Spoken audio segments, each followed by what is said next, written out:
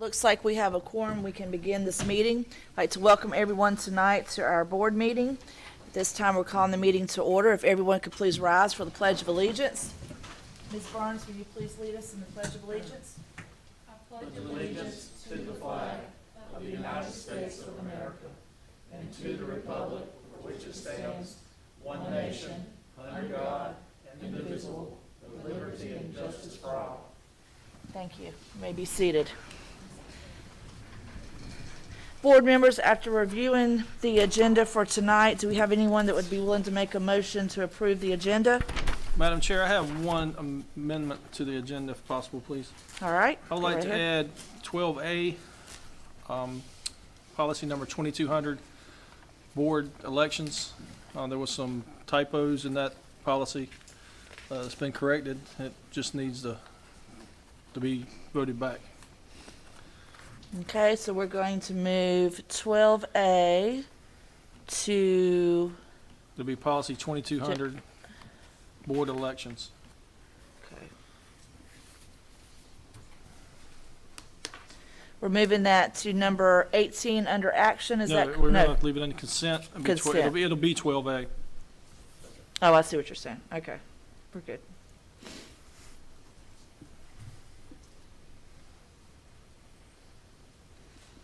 All right.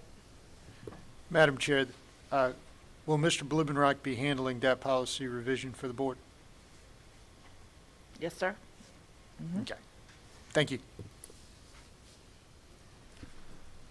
All right, so now at this time, do we have someone who would be willing to make the motion to amend the agenda as noted? Motion to approve the agenda with the amendment that has just been presented.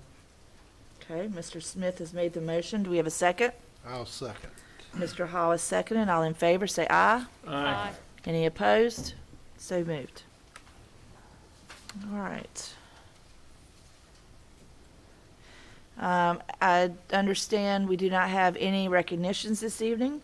Do we have any public comments? We do not. Moving right along to information agenda section of tonight. And first up, we have COVID-19 school operations update. Dr. Blumenreich and any selected staff.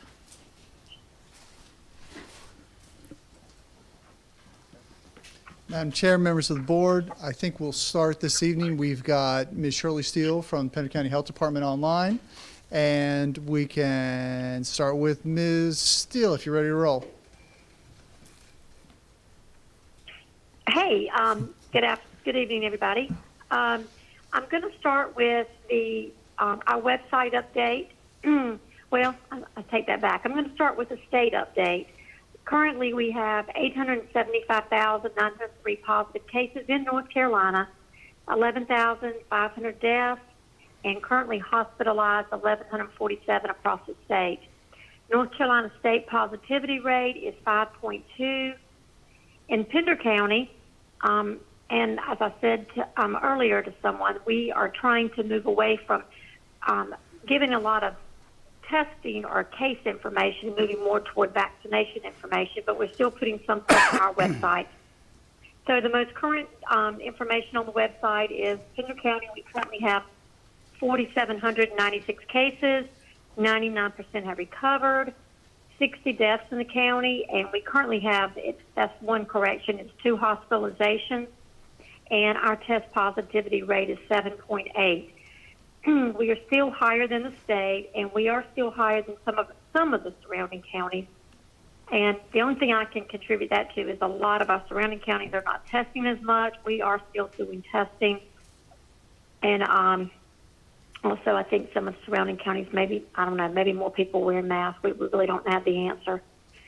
As far as vaccination, we are currently, our county, a county for Pender County residents, 9,569 have been vaccinated in the county. Pender County Health Department has actually vaccinated 8,869 of those. We are currently vaccinating healthcare workers 65 and older, teachers, daycares, essential workers, And on the governor's call today, he said that the next group, which I think is around March the 24th, will be the high-risk adults. We are offering the Moderna vaccine to anyone 18 and older as far as essential workers are concerned. The Pfizer can be given to 16, but the Moderna that we have is only for 18 and older. I think that's all the information I wanted to share. Are there any questions? Ms. Steele, I don't have any questions. This is Mr. George. But I do want to say congratulations. Y'all have got all kinds of recognitions across the county with your vaccine rollout and the efficiency of that, of your staff doing that. So congratulations on that. You're doing a great job. Everybody's bragging about you. Thank you. It takes all of us to do it, but and actually, you know, public health and vaccinating, that is one of our main functions, and we do enjoy doing it. It kind of breaks the monotony. The only thing is we're having to put our clinics on hold, and that's not a good thing. But hopefully some of this will just kind of, as more private providers in the community and our FQHCs take on more vaccine, which it is very difficult for them to. They don't have the staff to do mass vaccination clinics, and neither do the pharmacies, but they are helping us out, and hopefully more will be able to take on. So some of that our load will lighten somewhat so that we can get back to seeing patients, because there is such a need for that in the community also. But I really appreciate your kind words.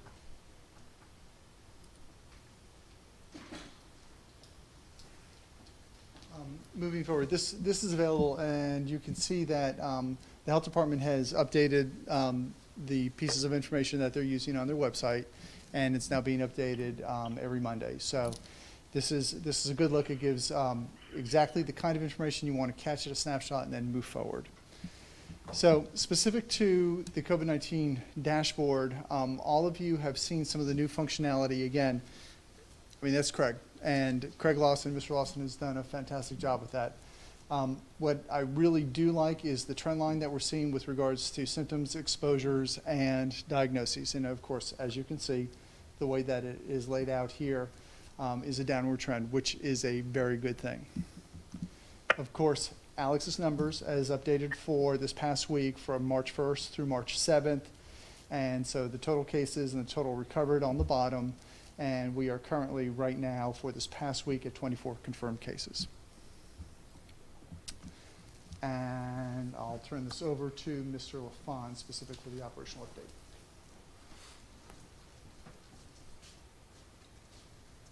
Thank you, Dr. B. Board members, from an operations standpoint, not much has changed. Our PPE supplies are in good shape. The warehouse is still stocked, and we have everything that we need. We also had a generous donation from a community partner last week that was picked up and delivered to the schools. The state sent us 10,000 youth masks, which we're in the process of delivering to the elementary schools so that they have mask size for the smaller folks, which is a good thing. We are working through a change in our contract manager with AFS. They let Mr. Honeycutt go. And staffing does continue to be an issue with them, but they are very responsive to us when we call, and they're working really hard to become proactive with the contract here rather than being reactive.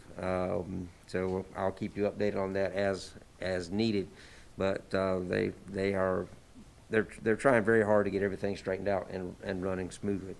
I am concerned with the staffing issues as we move forward with the current pandemic conditions that we have, but so far they've been able to juggle staff and get them where they need to go. Transportation's in great shape. We continue to monitor load counts, remain in compliance with Plan B from DPI for our for transporting students. Transportation Department is maintaining multiple data sets. That's logistically that's difficult for them, but it also will allow them to be very flexible and ready to go if any adjustments need to be made in routing. And that is your operations update. Any questions? I heard about some benefit problems with the custodian staff. Did any of that ever get worked on? They are working on it now. They came to meet with me immediately last week. They brought their regional manager down, and they have met individually with the person that was involved, and they're working through that. And I have not received an update as of today. Okay. But as of yesterday, she was happy with where they were with what they were doing. So, Okay. but I have asked her to keep me informed. Okay, thank you.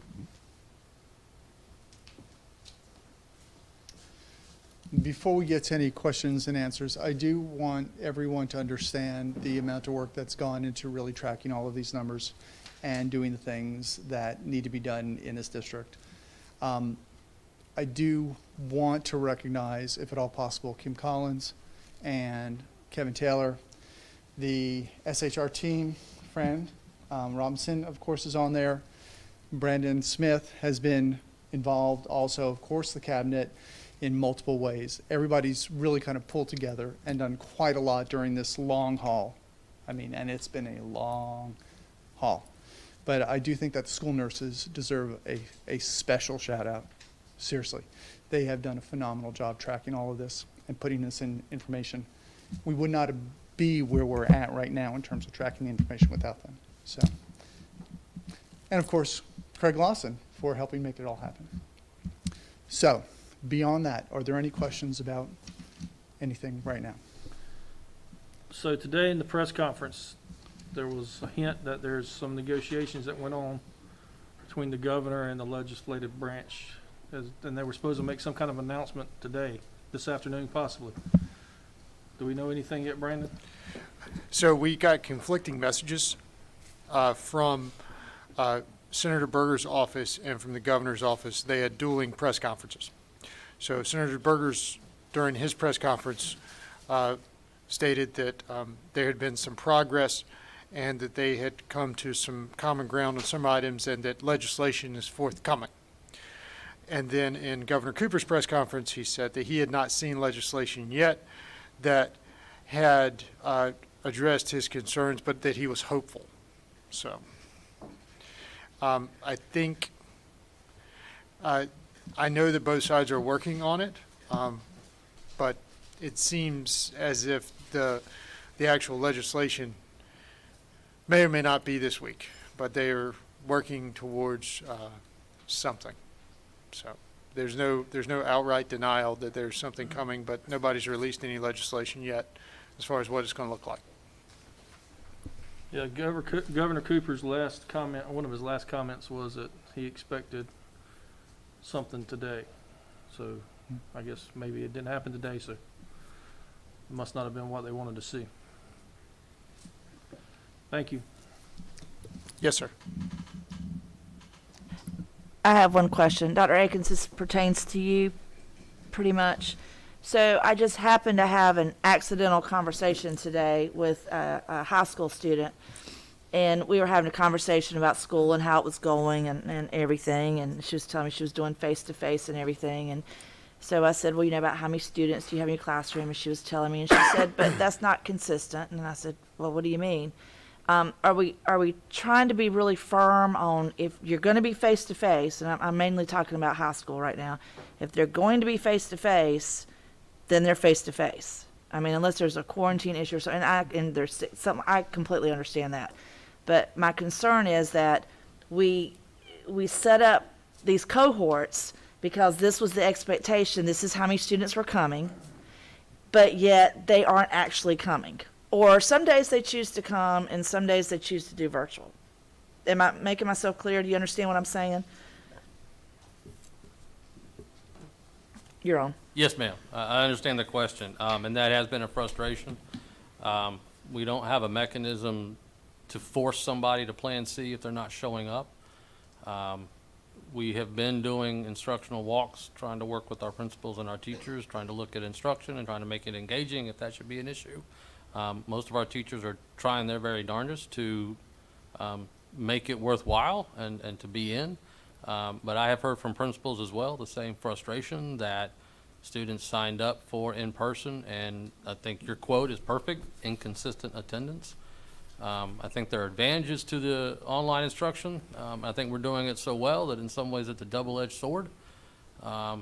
But unfortunately, right now, that's the concern. We have actually, Dr. Lee and the principal, starting last week, began really crunching numbers, sections, what's supposed to be showing up, trying to determine what options we might have to go down to 2. But one of the things we keep running into is what should be there, what the daily attendance seems to be, and what would we do if suddenly they did show up and then we didn't actually have the space for them. That's kind of what we're still going through, which is why I was sort of frustrated under my mask when Mr. George mentioned maybe there's going to be some movement. That would be extraordinarily helpful for us if Raleigh could come forward with a plan and just let us go. What was just going through my head just now is every day that goes by is a day closer to the end of the year. It's a day closer to when a change becomes more of a disruption than it does a help. This is the last week for the third 9 weeks, which is kind of hard to imagine. The next week we start the fourth 9 weeks. Then 2 weeks later we have spring break. And then for our high schools, that leaves them about 6 weeks before they start testing. So we have been crunching numbers, trying to be ready if we could get a chance to go to 2 cohorts, but the stumbling block continues to be what's on paper versus what's showing up, and how do you play kind of roulette with saying go for it, and then we find ourselves with classrooms where we're breaking the Plan B requirements. So we continue to look at it. If they would announce something official, I think we would be able to move fairly quickly. But I am concerned that the longer we're in this pattern, our schools are getting more into a routine, especially K-8, but even 9-12. And then at what point does the change end up being more of a disruption, as we then have to try to reach out to our students and say, okay, here would be the new calendar. Does this make you more likely to come back? Are you going to leave now? Run those numbers. Then our principals during high school registration for next school year have to go back and redo sections and enrollments this school year. It just becomes, another nightmare scenario, and we want to try to avoid multiple changes. So, if we're allowed to go to an A at some point, that's easy. If we're allowed to even go 3 feet, that might make things easier. If we had a mechanism to say you have to come, we would probably exercise it. I mean, beyond our normal ones. I mean, we are doing the normal stuff of calling, of dealing with students and dealing with parents who aren't showing up on a regular basis. Unfortunately, I'm not aware that we could move somebody to Plan C because they're not coming.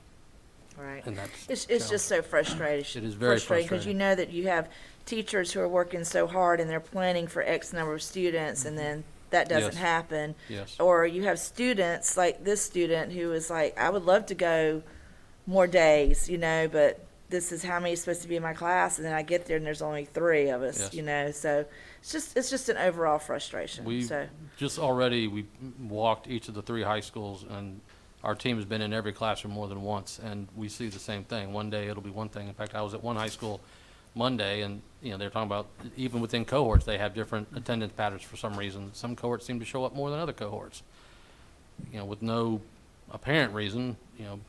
Trying to figure out, because even the days of the week change, so you can't say, well, they don't come Mondays or they don't Right. come Fridays.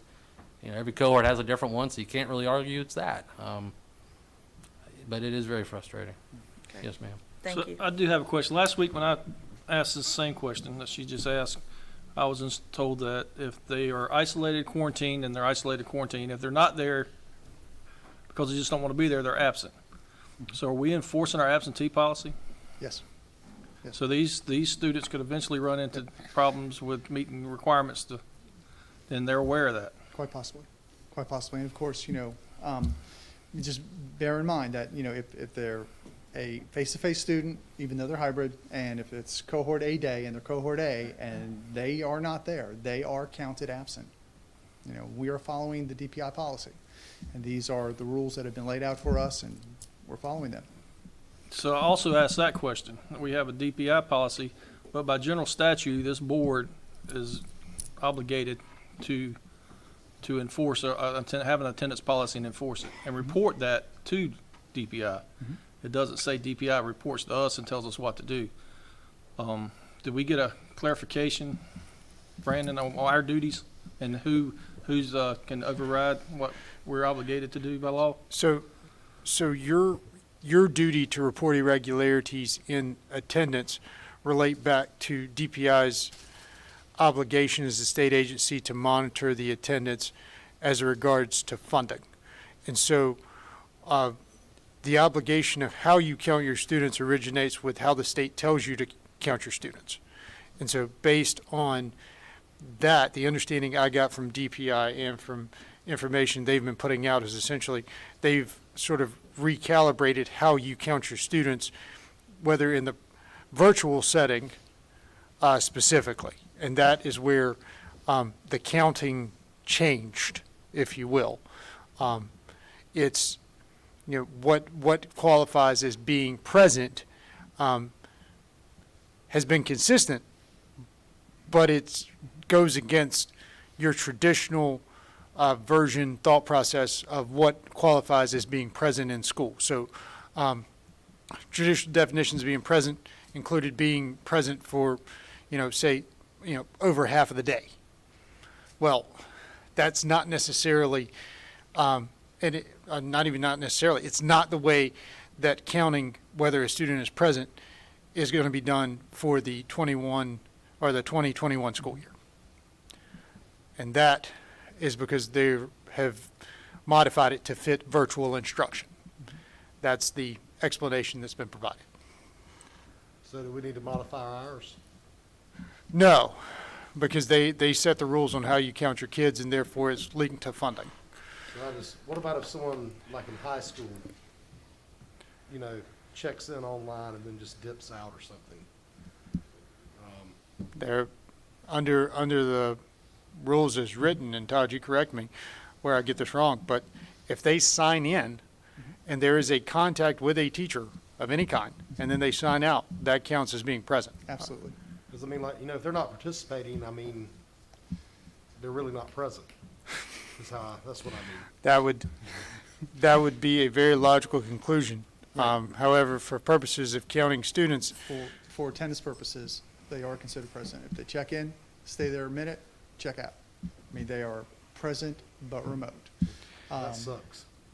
And those are the guidelines that DPI has put So- down this year.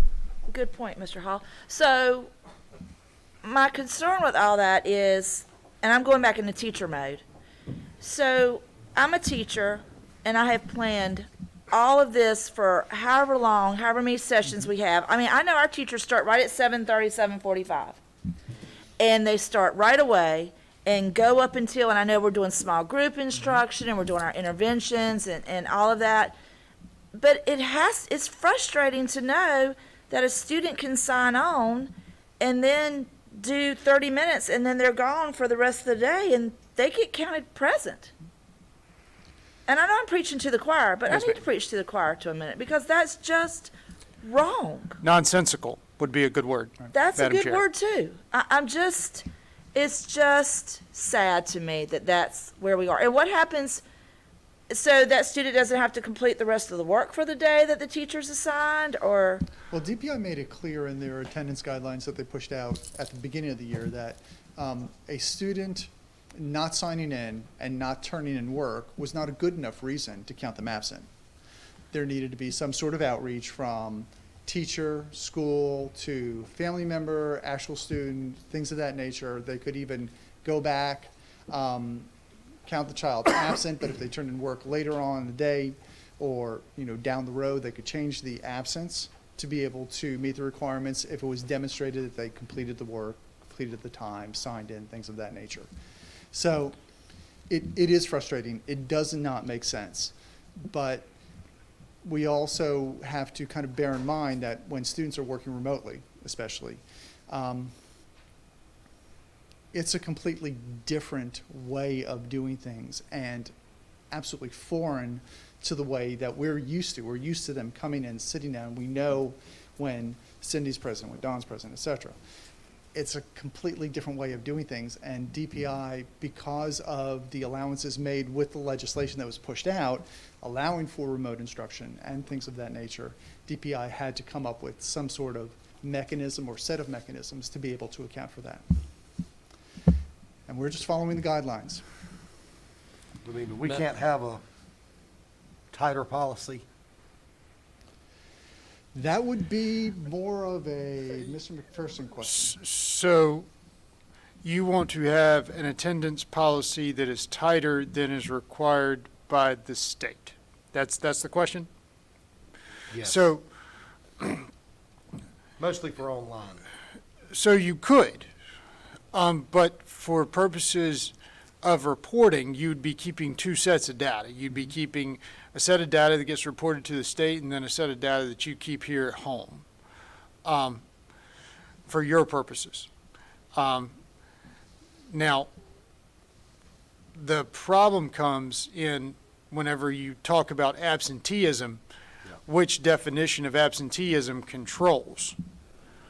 And that's where I could see the conflict and the rub occurring, because if you have two different definitions of what counts as an absence, and the one that counts for reporting purposes is the state definition and not yours, you could run into some issues. Now, I have not done adequate research to determine whether or not that is even possible as far as a conflict, because there could be a preemption issue here as far as the state gets to set what the definition of an absence is.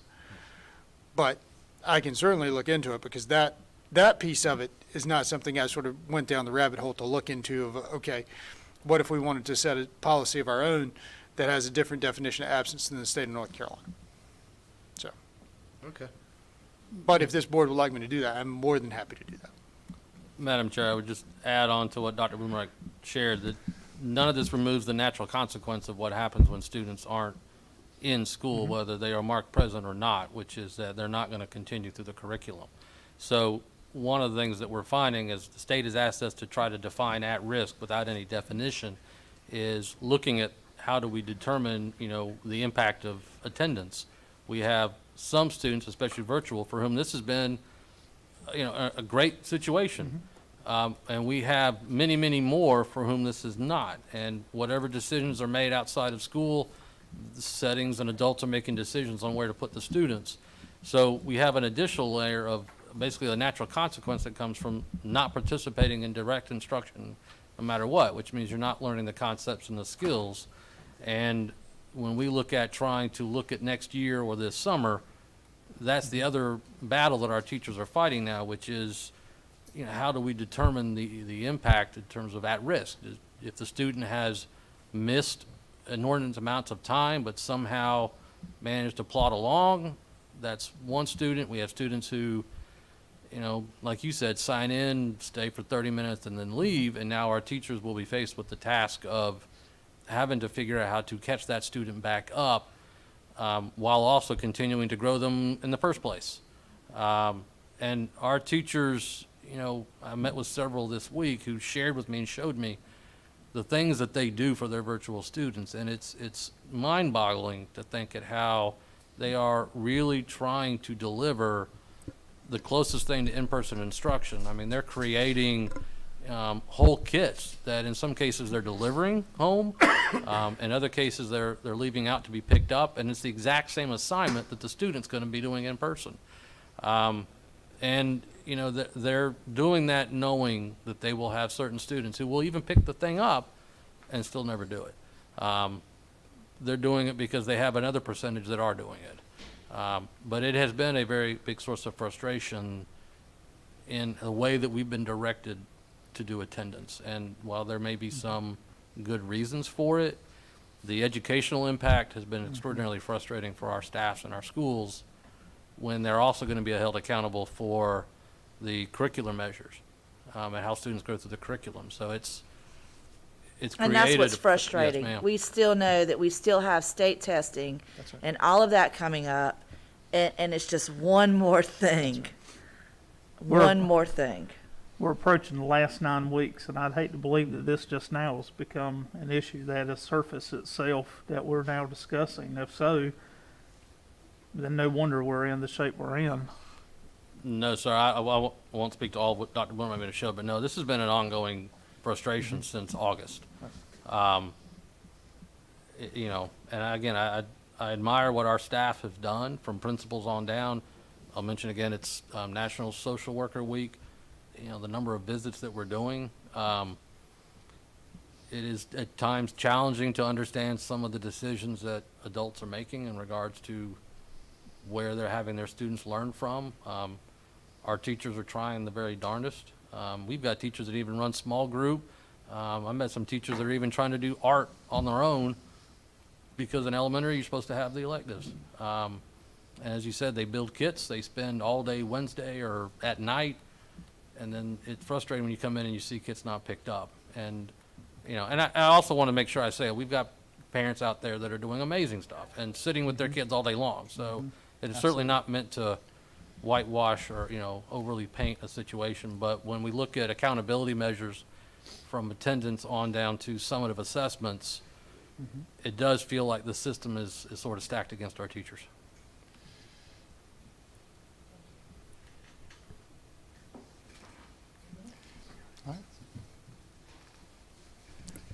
Board members, any other questions for Dr. Blumenreich or staff regarding COVID, school operations, and anything else?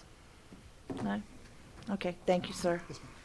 Mr. LaFawn, you're up. Lawn maintenance services option for 2021.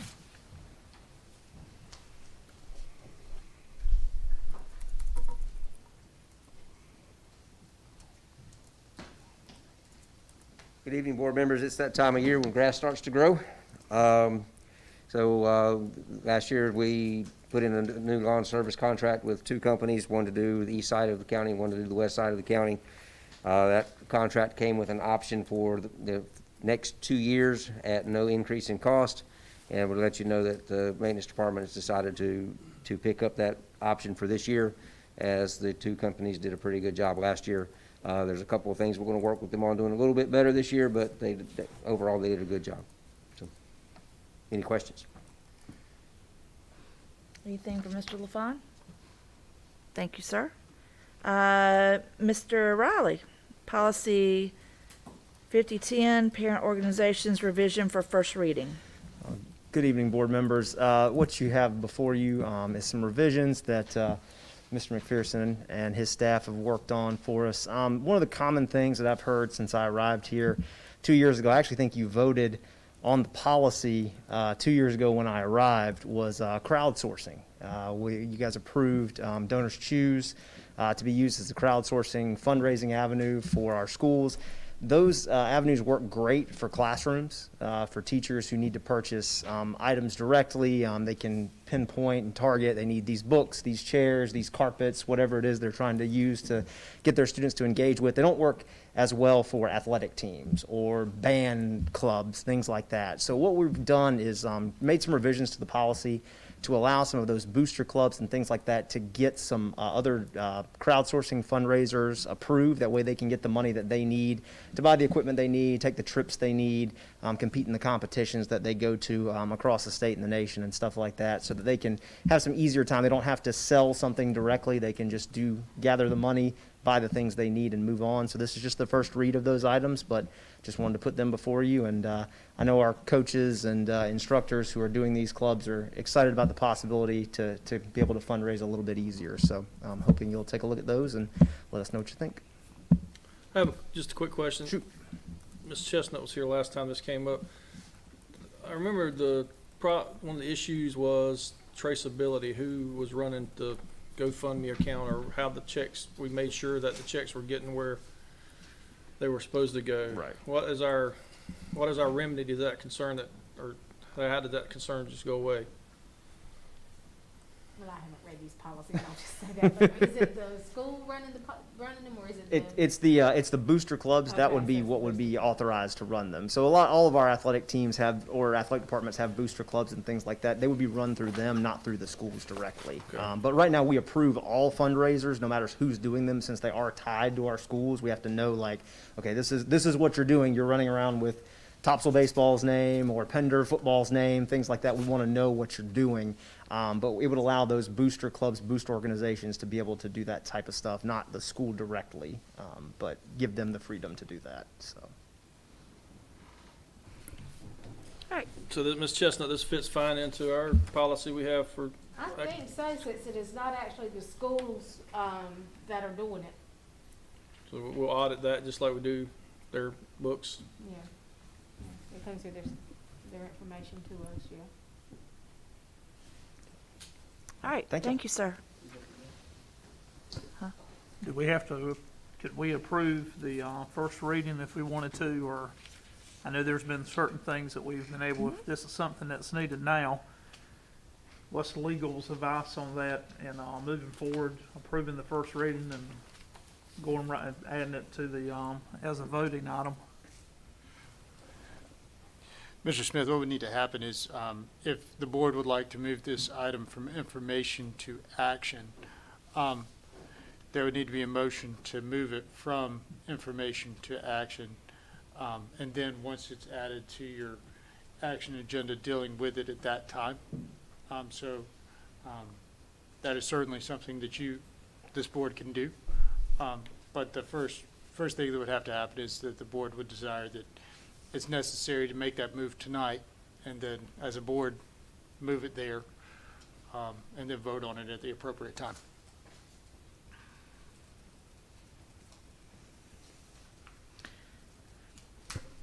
Madam Chairman, I'd like to make a motion then that we amend the agenda then for move information on number 3, policy 5010, parent organization revision for first reading, and move that to action agenda number 18. And then change information agenda number 4, policy 8260, crowdsourcing update revision for first reading, and move that to action agenda number 19. Okay. Mr. Smith has made the motion. Do we have a second? Madam Chair, before we do Okay. I have a motion to, 17A, we need to have a motion to waive policy for first reading. That's So that would That's be correct, Mr. 17A George. before we vote on the other two motions. correct. If I need to add that, or whatever. Yeah, we'll just make that 17A and then, So and I can't and remember I the policy apologize for number. not being clear. The motion has to be that we suspend the policy requiring 2 readings and allow this reading to be approved on first reading. So that's essentially, so the idea being that, Mr. George, my intent was to first move the policy there, and then whenever we got to the vote, to recommend that the vote be done and the suspension of the policy occur whenever we got to it on the agenda. okay. Okay? So, Brandon, we're good to go ahead with what Mr. Smith has done. Yes, ma'am. So we're moving that. So Mr. Smith has made the motions to move that to action, items 18, and 19, correct, Mr. Smith? It may be best to make it items 17A and 17B and keep your human resources as 18. That would be my I apologize recommendation. for that. No, you're No, good. no. This is, I'll, it's just a recommendation. I Mr. amend that motion then to show it as item 17A and 17B to reflect the information on number 3 and 4. Will that suffice? Yes, Madam Chair. Okay. Do we have a second? I'll second. Ms. Burns, second. All in favor, say aye. Aye. Aye. Any opposed? So moved. All right. So now we can move on to the next item, which is Ms. Chestnut budget report for the board, and following that, fuel and electric cost. Thank you, board members. We actually have an up-to-date report in here this time. Thank you. I finally got it done. I know Dr. Bloomeright's happy. But anyhow, this just shows you where we were at with our budget on February 18th, 2021. We're running about like we should be. Do you have any questions? Board members, any questions for Ms. Chestnut? Okay. And the fuel and electric, as you see, we do the comparisons to last year. I don't really know how much comparison we can do, but, right now, we're doing okay, which is good. You have any questions about that? Any questions, board members? Oh, thank you, and you're staying for the next. Yes, I'm just for part of Okay, it. moving on, information item, number 7, request for legal services RFP. Okay, just would like to bring to your attention, board members, that your agreement with Schwartz and Shaw ends on June 30th, 2021, and are asking what your pleasure is at this time. Are you gonna talk about the red line thing? Yes, but that's after you. After me. Okay, all right, just wanna make sure I know what I'm doing here. Yeah, that's right. Okay, so that was what I was supposed to do.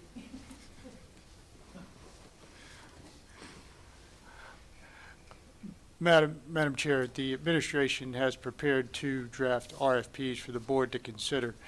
And with the board's blessing, along with the administration's request, I have redlined those RFPs to eliminate things that did not fit North Carolina law, and I'd like to distribute those to the board for the board to consider at this point.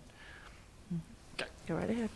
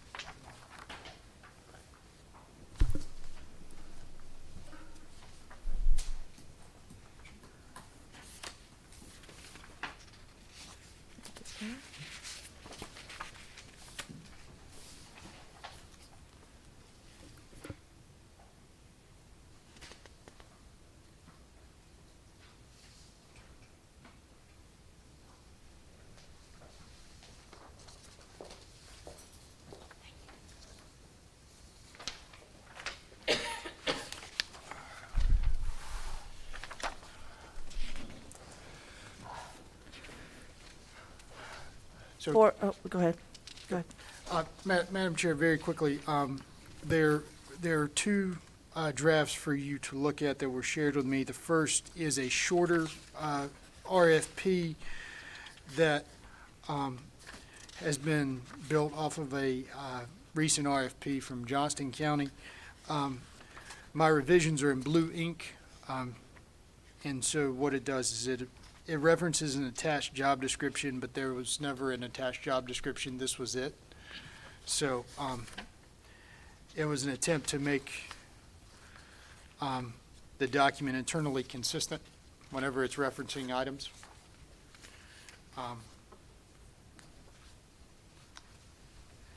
So that's the shorter of the 2.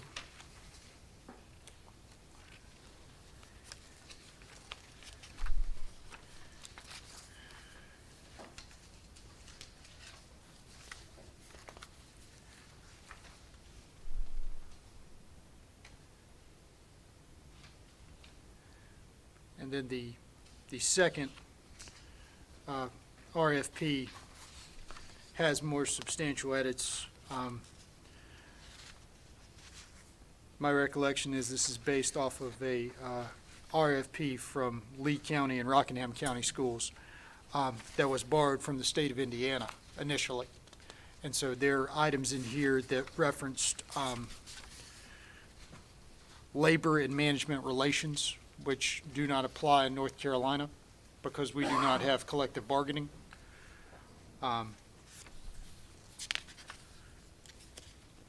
Once again, my revisions are in blue ink. And there's a reference to bond issues, which would be bond debt issuance, which in North Carolina, school boards cannot do because you cannot incur debt. You also don't have taxing authority. So,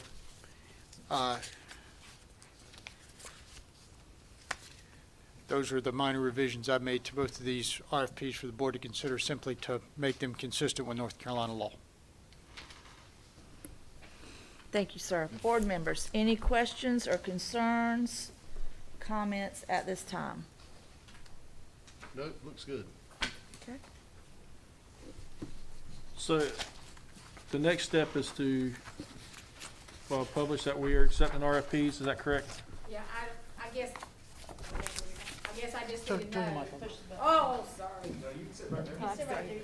I guess at this point, I just need to know which one you want to issue, and if you want to issue one, because of course of the dates that will need to go in here, and to get it done so that a decision is made by June 30th. I mean, it's pretty, we pretty much need to get it going. So basically, I would need to know if you want to issue one, and if so, which one.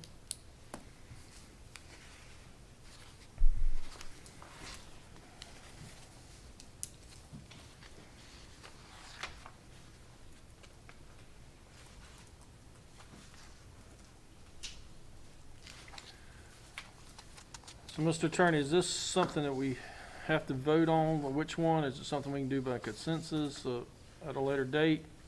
How, You can do either. I believe,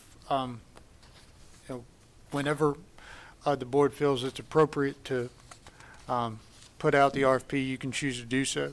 You can do it by consensus. There's no need to make a motion. These are just two options that the administration provided to you. If you think you need additional time to consider which one you would like to go with, that is certainly a reasonable course of action. But the only thing I would say is, I think from Ms. Chestnut's point of view, making sure that the sooner rather than later, to allow enough time for her to gather those RFPs and responses. Madam Chair, if possible, I would like to take these and review them and give you a answer by Thursday this week. I would agree with Mr. George on that.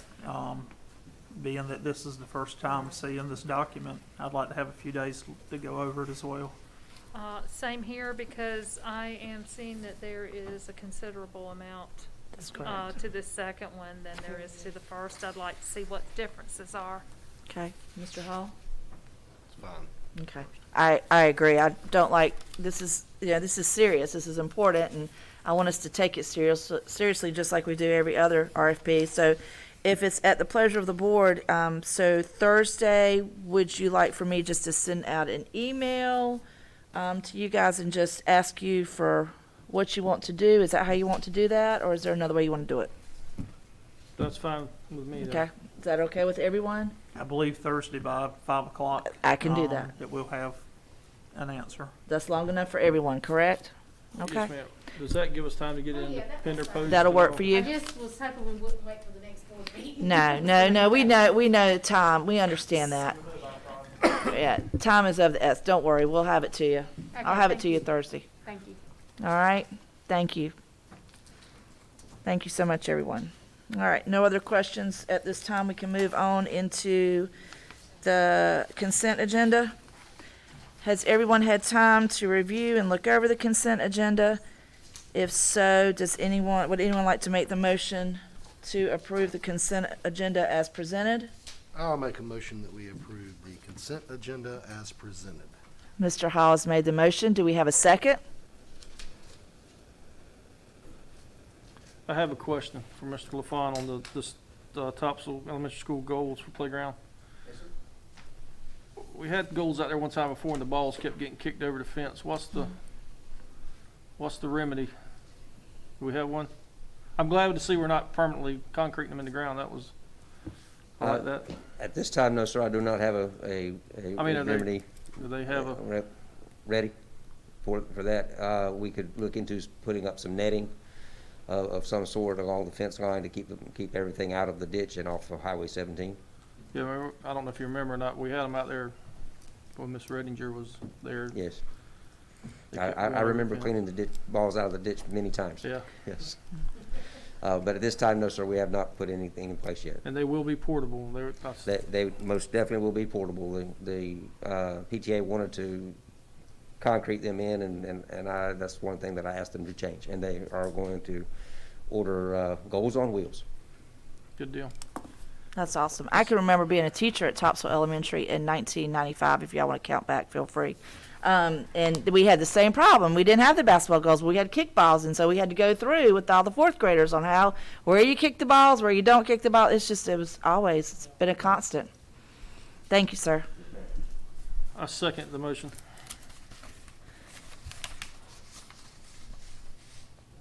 All right. Mr. George has seconded the motion. All in favor, say aye. Aye. All right, I had to think about who made the motion. All right, moving on to the action agenda.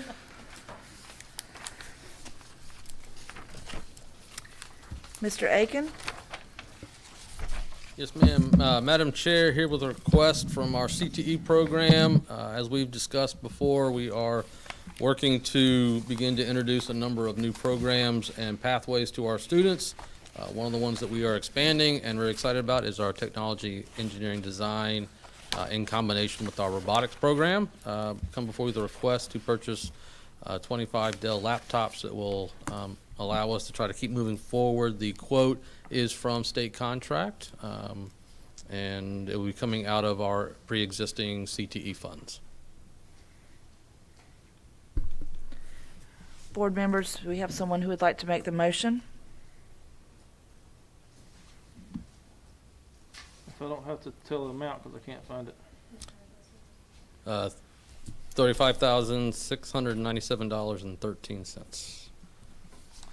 Madam Chair, I make a motion for the purchase of Dell laptops for $35,697.13. Mr. George has made the motion. Do we have a second? I'll second. Ms. Burns has seconded. All in favor, say aye. Aye. So moved. Thank Thank you, sir. Thank you, ma'am. Mr. LaFawn? Rocky Point Elementary School fire alarm upgrade. Yes, board members, the fire alarm system at Rocky Point is, needs to be upgraded to meet current standards and be modernized. This is going to be something that's going to come up in the future for several of our other schools as well, as far as fire alarms go. Current systems all, district-wide all meet legal standards and they are operational, but it's time to upgrade them because of their age and lack of availability of replacement parts. Bids were taken. Bid I'd like you to accept is $63,846.59 from Security Solutions to be paid from our capital outlay budget for this year. Board members who would like to make the motion, or do we have a motion? I think legally we have to do this, don't we? Well, as I said, currently the fire alarm is functional and does meet standards, but it's getting increasingly difficult to maintain and keep going. So it's for the safety of our children? Yes, huh? sir. Okay. I'd like to make a motion to approve from capital outlay $63,846.59 to Security Solutions to upgrade the fire alarm system at Rocky Point Elementary School. Will you add to that, Ms. Burns, subject to legal review? Subject to legal review. Ms. Burns has made the motion pending legal review. Do we have a second? Second. Mr. Hall has seconded. All in favor say aye. All opposed? So carried. Mr. LaFawn, next, HVAC service van purchase. Yes, Board, our service fleet, as you well know, is aging and reaching the end of its lifespan. We have a HVAC service truck that has left our technicians stranded more than once in the last little while. We'd like to upgrade that from a truck and trailer situation to a HVAC van that we can outfit with shelving and things and keep everything dry and keep our folks where make it much simpler for them to transport. Again, that price is state contract price, $36,373. Also from this year's capital outlay budget. Board members, do we have a motion?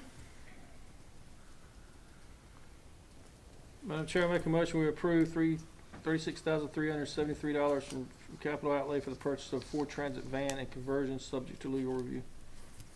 Mr. George has made the motion pending legal review. Do we have a second? I'll second. Ms. Burns is seconded. All in favor say aye. Aye. Any opposed? So carried. Mr. LaFawn's service truck purchase. Again, along the same lines, aging fleet needs to be upgraded. This particular service truck has served us well, has 431,000 miles on it.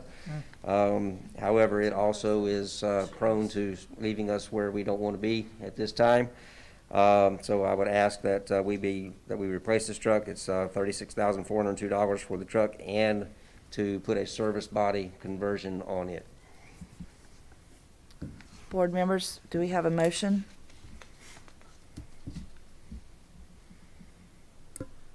I Make make the a- motion then that we approve the $36,402 for the capital outlay purchase of the Ford F-250 service truck toolbox conversion, subject to legal review. Mr. Smith has made the motion pending legal review. Do we have a second? Second. Mr. Hall seconded. All in favor say aye. Aye. Any opposed? So carried. Thank you. Thank you, sir. Thank you. And this is 17A from what I understand. Is that correct? Do we move that to 17A? Pender County Schools Child Nutrition Contract. Ms. Chestnut. Madam Chair, this is number 17. I'm sorry, it stays at 17. Yes, ma'am. So the other should have been A and B. Board members, as you're aware, a few weeks ago, you had presentations from 4 food service companies who have responded to our RFP. At that time, you were given information to review, and hope at this time you're ready to let us know who they're going to be. Unless you have some questions that I could entertain, I'll be glad to answer anything I can. I do have a question. After rewatching the video and I'm looking at the material, I did have some concerns with the, and maybe you could answer, with the large discrepancy in those bids. Some were very far off.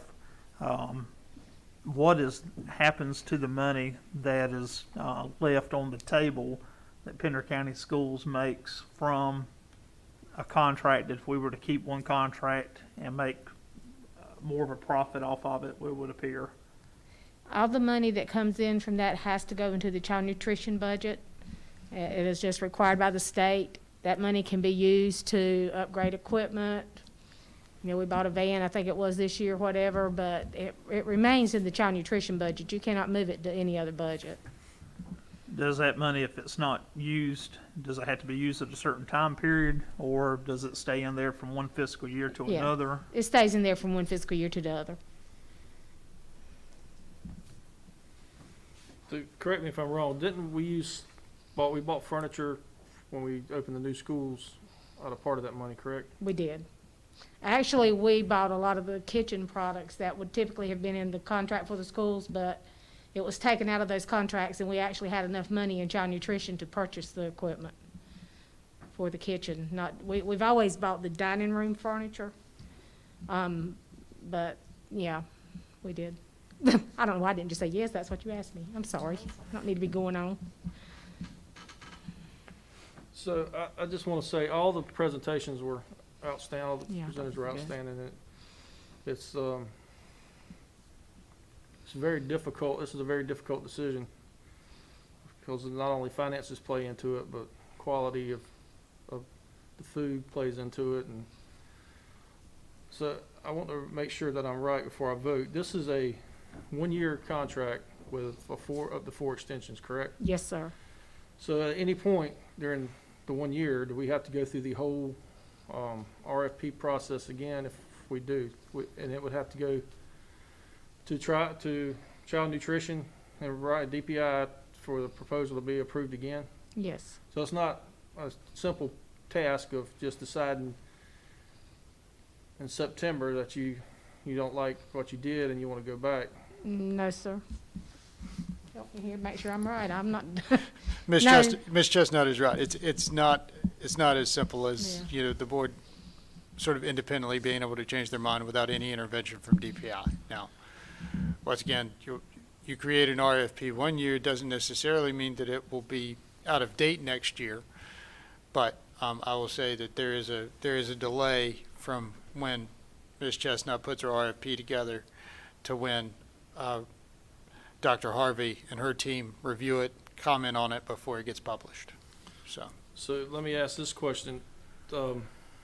One of the main concerns is food quality of not only choices, but texture, taste, and all the other stuff that goes with food quality. Is it possible for us in this approval to add that we'd like to have some conditions applied to that? That's something that's already to this contract, that we want to see some kind of improvement in food quality and. Absolutely, Mr. George. I mean, once you choose a vendor, then we enter into contract negotiations, and at that point in time, we can put whatever conditions in place that you feel, as a board, that you want to put into place to ensure the children of Pender County Schools get what you want them to have, which is as good a food as possible, I assume.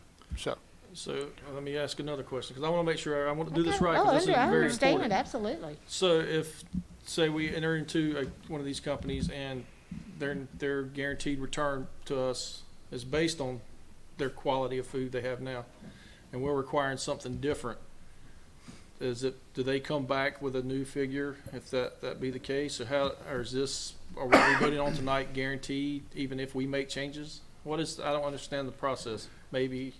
So,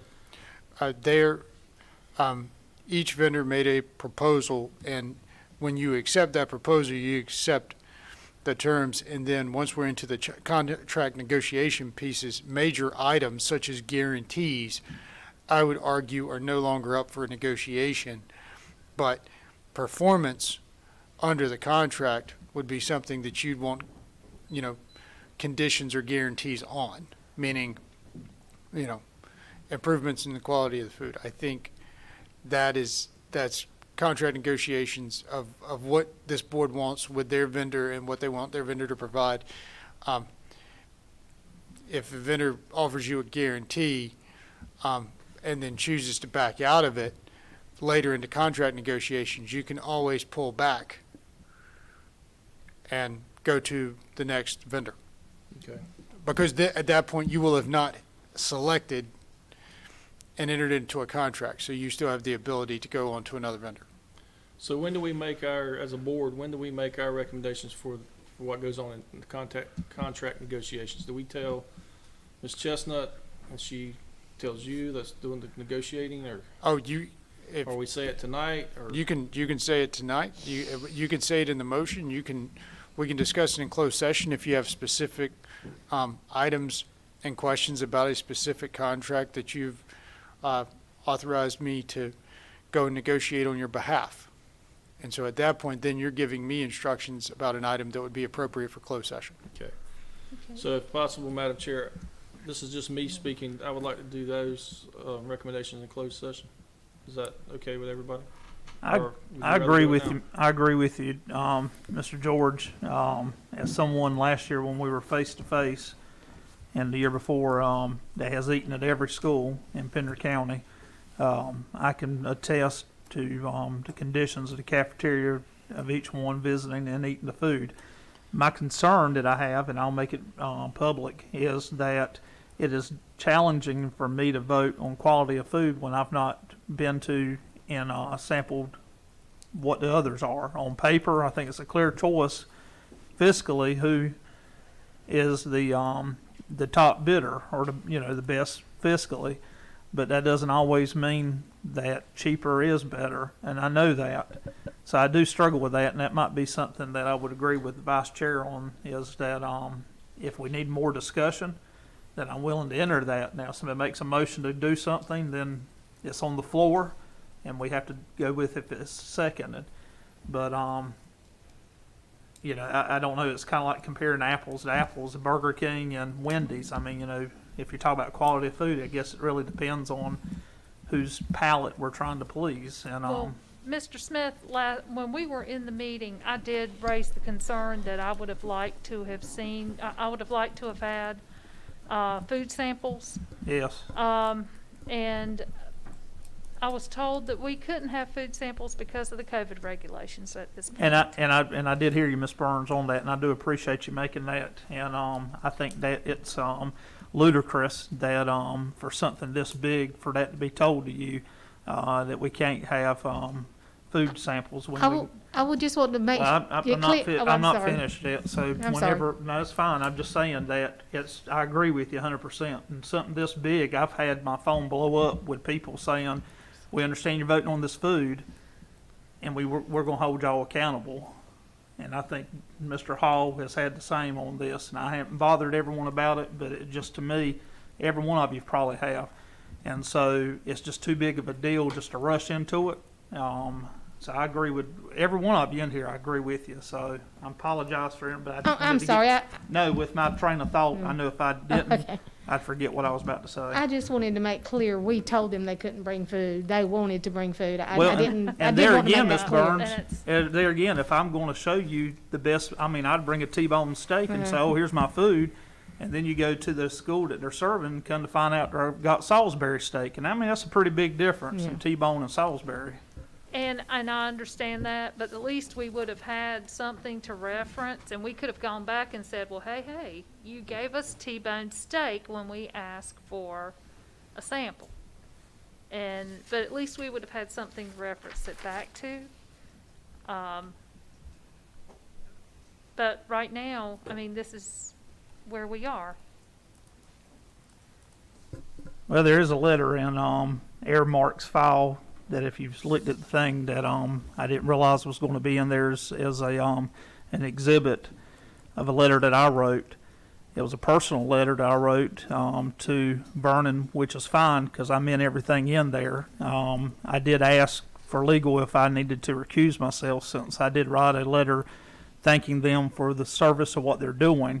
But I think in the letter I put on there, especially that was for what them preparing meals for our board meeting, and so it's not me trying to persuade y'all to vote for Airmark or to vote for whoever. It was just me sending out a personal thank you letter for what they do.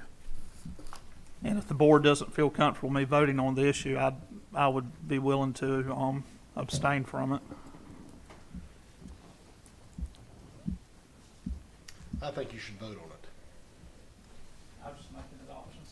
No, you were thanking them because of the food they had prepared for us Yeah, at I our mean, I meetings just and wanna stuff. make No, sure no, you you're, know that I wouldn't have. So what is the pleasure of the board tonight? What are you guys wanting to do? I think consensus with Mr. Brown is closed session. Let me be clear. Is the idea of the board to seek advice from council about how to proceed in the contract in closed session? So we should table this item to be revisited after closed session? Is that the recommendation? I'd like to make a motion that we seek legal counsel on the Pender County School Trial Nutrition Contract during closed session, and then to revisit that after closed session when we come back in here. Mr. Smith has made the motion. Do we have a second? I'll second. Mr. George is seconded. All in favor say aye. Aye. All All opposed? Mr. Hall has opposed. All right. Okay, all right. Moving along to the next item, this is where we moved policy 5010 on parent organizations. Is that correct, Mr. Smith? Make sure I'm right. And we also moved policy 8260 on crowdsourcing.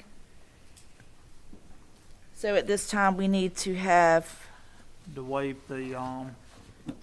the, what policy number is it?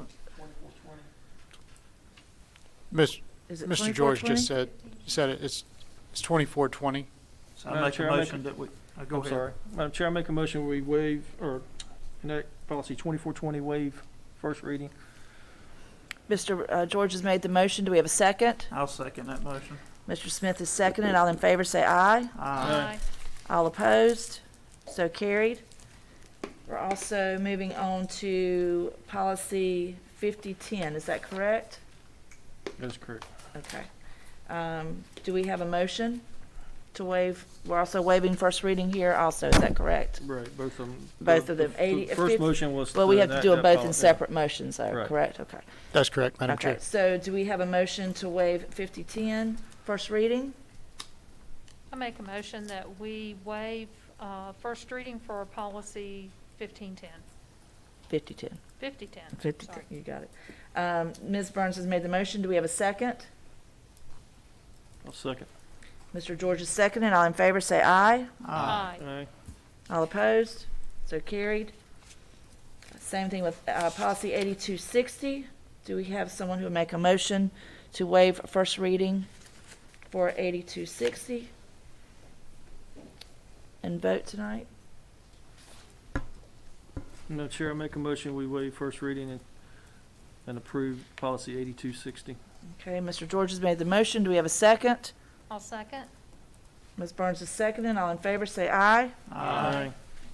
All opposed? So carried. Okay.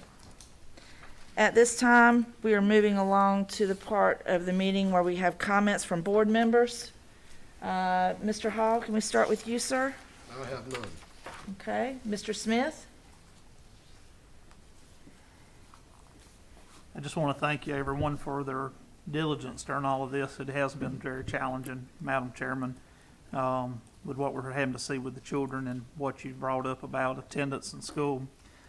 I also find it very challenging as someone who feels as a very conservative voice that I'm disappointed in the North Carolina DPI.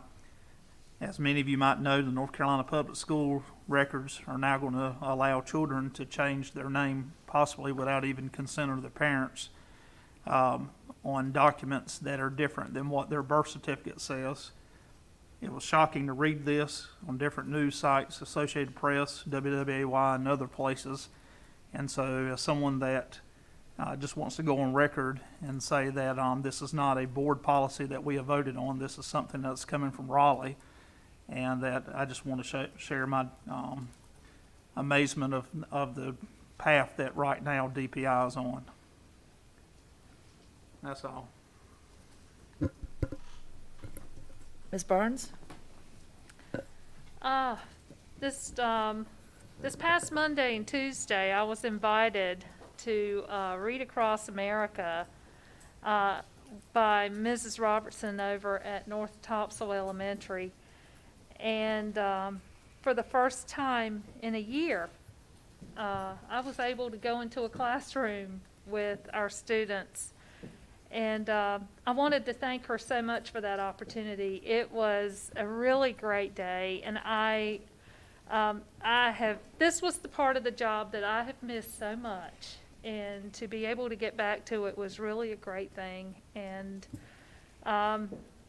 again, I just wanted to say thank you to her. And like I said, it was just really great to get back to that piece of the job that is fun. Thank you. Mr. George? Madam Chair, I have a couple of things. One of them is for clarification. Mr. Attorney, Executive Order 141, Section 2A7, back in the spring, exempt educational bodies from the mass gathering limits, which allowed us to have open graduation at Topsail High School and the other school, Heidi Trask and Pender High School, and at Pender Early College. I cannot find where that has been taken out of any executive order since that point. But my concern is that the rumor is that this new 30% stadium maximum, seating maximum that the governor has enacted limits us to, Topsail High School would be 307 people in that stadium, which is not even the class size of the class there. Can you clarify that executive order still stands for educational institutions that are exempt from that mass gathering? And if not, what our recourse is about lobbying to have an exemption so we can start planning high school graduations?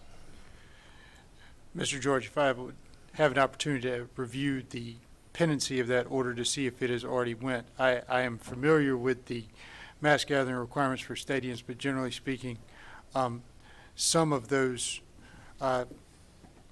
executive orders apply to school districts and some don't. And it's situational depending on the language of the executive order. So I at this point, without having several executive orders in front of me, I do not want to speak out of turn. So if you don't mind, I would like to follow up with you either in writing or sooner than that, once I've had an opportunity to review those executive orders. That'd be great, because they're trying to plan graduations now, and people are trying to invite people and plan parties, and Sure. there's a lot of uncertainty. And Yeah, the big thing is how many tickets am I gonna get? Yes, sir. The other thing is, Mr. LaFawn, I'm not sure if you're aware, the county has made it understood that they're gonna be tearing down Long Creek, the buildings at Long Creek. We still have several hundreds of pieces of, furniture, I think, in that gym. Not now, you don't. Is it gone? They got a dumpster in front of it. Well, it's not gone, it's in the process, Okay, it's in the process of being moved. all right, good deal. That sounds good. And then the third thing, it kinda hits on our guest tonight and our Cal that did our, facility study. It's time to start talking about a bond. I know everybody's scared to death of that word, but if you look at our numbers and our population continues to grow and the houses continue to be put up, and it's time to start talking. So Madam Chair, I would like, with your encouragement, have the superintendent start making those preparations to start putting together our needs that we're gonna need. General statute says that we can only vote on a bond in even years. So if we started now, we could possibly have it on the 2022 election. If not, it's gotta wait to 2024. If you were here at 2014 when we did it, it took 3 years after we got the bond approved to ever turn the first dirt, I believe. Or at least it was 18 months, wasn't it, Betsy? It was a while. So it's not, we passed the bond in November and we start building schools in December. There's a long process to that. But now's the time to make sure we start getting out, getting support, making our needs known to the county commissioners. They're going into budget right now. They at least need to know that we're discussing it. So I would like to encourage you to have the superintendent I start too putting those agree. things I together. don't want us to wait too long. I agree with what Mr. George is saying, that, there's a lot of work that has to be done. And if we wait, then we're just gonna be way behind the 8 ball. We just don't need to do that. You can just ride through Pender County, and I know that Hampstead area is the one that's just seeing the growth is just off the chain right now. But other parts of our county are also growing. There's lots of projects, lots of housing developments that are in the works for, the west side of the county also. So we just need to be aware that we need to be very, very proactive on this. So I will definitely, if everyone else is okay with that on the board, I will definitely go ahead and have a discussion with Dr. Hill about, let's start the process. Just for reference, if you go to Hampstead Kiwanis Park, they started clearing behind the main soccer field this week for the new subdivision that's going there with 200 and some homes in it, in the wetlands. I was talking, when I went to the public hearing on the apartment complex in Hampstead, that same company that's doing that project is doing the one at Surf City. The one at Surf City, the first building that they have complete, before they completed the first building, was almost 90% occupied. There's 750 homes planned to come in and Garden Mist and Rocky Point. Even if that plan doesn't get approved by the county, they're still tossing it around. By right, they can still build up to 560 homes in there. So, and a lot of people say the county commissioners can restrict it. It's all about zoning. By right, if you buy a piece of property that's zoned correctly, you can ask for additions, but if by right, you can build whatever it's zoned for. The subdivision on Holly Shoulder Road, as you're coming into Hampstead, that backs up to Cross Creek, that development was denied for the expansion, but it's still enough by right in there to build almost 400 homes. So they're coming and they're building them and they're moving in. The house right down the street from me was on the market for 30 hours. It started at one price and sold for almost $40,000 more than he started his opening price at. So it's time to start. It is. We have houses that are being sold sight unseen, from what I understand from area realtors, that it's a good problem to have. It's just a problem. We've got to figure out what to do. So, That's all I have, Madam Chair. okay. I'll just close and just kind of piggyback on what Ms. Burns said. I also was invited to go to North Topsail Elementary, and I felt normal again. I'll be honest with you. I got to walk in the hallway. I got to walk in the classrooms. I got to visit. you know, even though you have the mask, you have to be the distance-wise and all of that, it was still such a great feeling. The one thing, though, in one class I was in, I asked the kids, I said, well, you know, what's driving you crazy right now? You know, just what drives you crazy about what we're going through with COVID? And this one little girl, and I'll never forget her, she looked at me and she said, I miss my cafeteria. You know, it's the little things, people. It's those little things that we forget about. And we get so caught up in what it's doing to us personally and what it's doing to all the adults in our world, but sometimes we forget about what it means to these little ones. And I will never forget that. I also was only able to do one virtual reading that week, and I'm sorry I couldn't help out with more schools, but that was all that I was able to get in, and that was also to a pre-K class. And I thought I was doing great. I had a great book, and I read another one also, and the class immediately let me know, these little 4-year-olds, that they didn't like the first one, but they liked the second one. So there you go. So I was rhyming and everything. I thought it was good. I was getting into it and everything. And I said, what'd you think about that? No, we didn't like that one that much. I was like, wow, I'll never read that book again. So, but anyhow, it was a fun week. So thank you all. Appreciate all you guys are doing. Thank you. At this time, Madam Chair, yes. on behalf of Dr. Hill, under Superintendent's comments, may I share a few things that he wanted me to pass on? Absolutely. So, speaking of all the other things that go on, one thing we haven't talked about is what our teachers are doing beyond just the core teaching. We talked about a little bit of athletics, but the number of events that our students normally have participated in non-athletic areas, Battle of the Books, Science Fair, Science Olympiad. We have teachers that are still making that happen, all the while handling all the things we discussed earlier. And I just wanted to share a few of those with you. So one of our big initiatives has been getting our talent in Pender County out so that other counties see it. We actually had 3 teachers who put in a submission and were selected to present at the North Carolina Association for Supervision and Curriculum Development, NCASCD, as it's known for short. It was a virtual meeting, but the emphasis was on how we're teaching virtually this year. And 3 of our music teachers shared what they are doing. So Jake Winzik, Bethany Borden, and Wendy Kittless were selected, and they had presented a couple weeks ago. Speaking of Science Fair, some of you know you had a chance to help us out. So we actually had 3 students. We had a total of 7 that went on to the regional at UNC Wilmington. We have 3 that are now going on to states. And I can share the open link. Received it today from the State Science Fair. It's an open link that people can come in and watch, and I'd be glad to share it, but I want to congratulate those 3. And then just to talk about how news is live, so we've also did our Science Olympiad. It actually took place over 2 Saturdays and was a combination of in-person for some, online for others. First, I want to really congratulate our 3 teachers that stepped up for that. Miss Ash, Mr. Jeffcoat, and Miss Crossan, who led teams.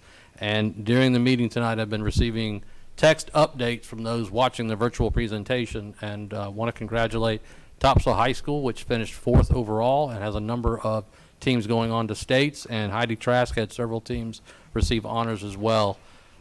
So I just would like the community to remember it's not only the regular classroom instruction that we're doing. We've got staff who are trying to continue all of the additional parts of being a student in Pender County, even in unusual circumstances. Battle of the Books still continued.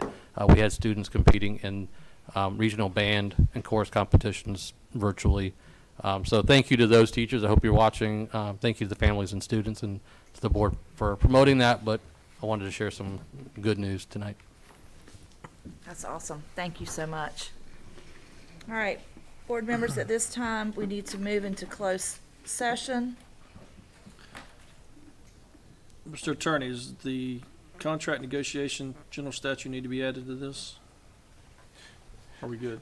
You're good. It's covered in the attorney-client privilege portion. Madam Chair, the Pender County Board of Education will enter closed session subject to the advice from the attorney pursuant to North Carolina General Statute 143-318.11A1 and A6 to prevent the disclosure of confidential personnel information under General Statute 115C-319 and to consider matters relating to the initial employment of an individual employee. The board will also go into closed session pursuant to North Carolina General Statute 143-318.11 5-11A3, to consult with the board's attorney in order to preserve the attorney-client privilege to consider confidential student matters as provided in North Carolina General Statute 143-318-11A 1 and the Family Education Rights and Privacy Act 20 USC 1232G and North Carolina General Statute 115C-402. This closed session is also necessary to consider and give instructions concerning a lawsuit entitled Burns Fisher versus Pender County Board of Education, ETAO. Mr. George has made the motion that we enter into closed session. Do we have a second? I'll second. Ms. Burns is second. All in favor, say aye. Aye. All opposed? So moved. Okay, thank you, everyone.